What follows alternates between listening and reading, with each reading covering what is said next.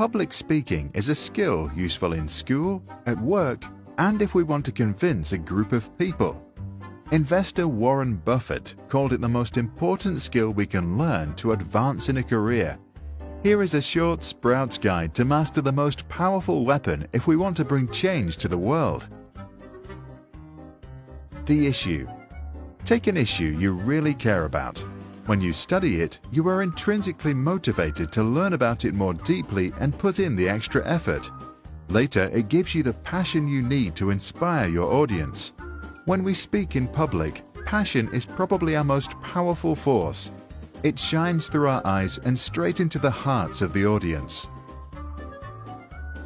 One simple message. Every issue has many angles which we can highlight, but the audience has a limited attention span and many other issues in life, so if we say too much, they will lose interest. To make a message stick, Chris Anderson recommends to boil it down to one idea that is worth spreading. A speech is good if it plants one creative seed in the heads of the audience. A seed can then grow into a sprout, which can change lives and be shared with others. Structure. Over 2,000 years ago, the Greek philosopher Aristotle established 3 simple rules to any good speech. Establish credibility, ethos. Give good arguments, logos. Conveying emotions, pathos. But you can also tell a personal story or present a problem and then offer a solution. Get help. A good method is using note cards. You can use one card per argument and keep the deck in your hands, alternating them as you speak. Politicians often read their speech from a teleprompter. Professionals often sell their ideas with the help of slides. When you have a product to show, demonstrate it. If you try to memorize your speech and you have 1 hour, spend 20 minutes studying and 40 minutes practicing reciting it. That's usually the best ratio. Speak their language. It doesn't matter what we say, it matters what they hear. According to Nerdwriter, Donald Trump speaks in a way that means any 4th grader can understand him. Guy Kawasaki recommends to use what he calls salient points. People don't want to know how large a battery is, they want to know how long they can use it. When you prepare, ask yourself, does my issue matter to this particular audience? Practice. Before you present, practice your delivery. It's important that we stand upright, arms open, palms out. We should speak loud and clear and make eye contact with our audience. One way to practice is to try speaking in front of friends who don't know the topic. Then you will see if they get your point. Alternatively, you could record and watch yourself on video. Check your stage. How big is the room? How many people will listen? Will you need a microphone?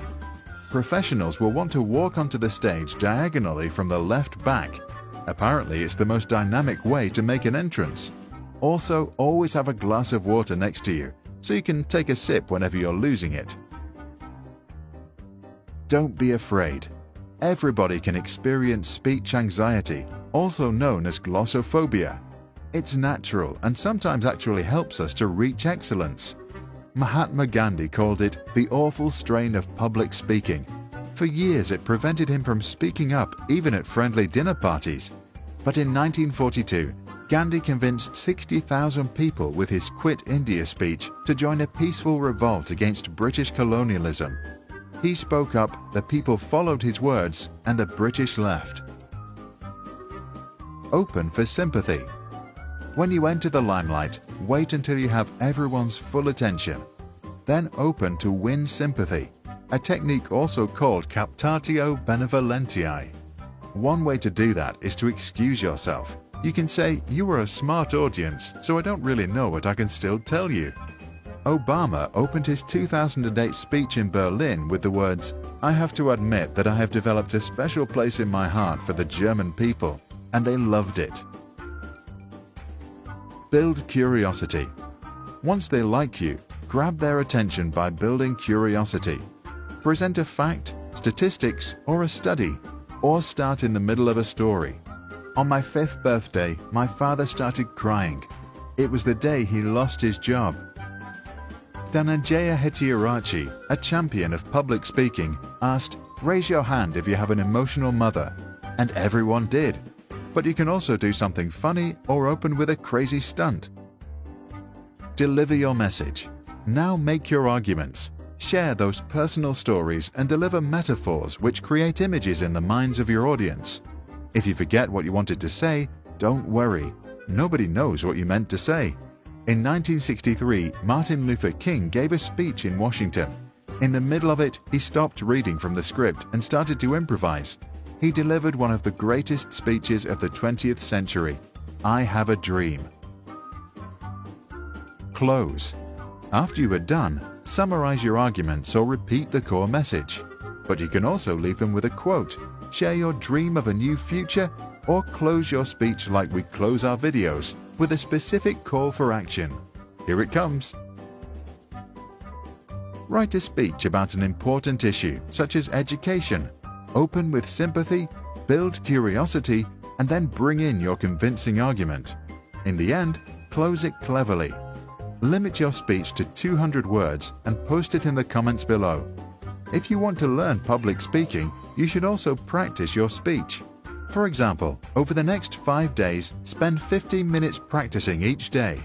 Ideally, record yourself on your phone so you can track your progress and learn from your mistakes. Upload the last try of each day onto YouTube and share the link in the comments. Then we can see how you progressed and applaud you for trying, failing, and doing.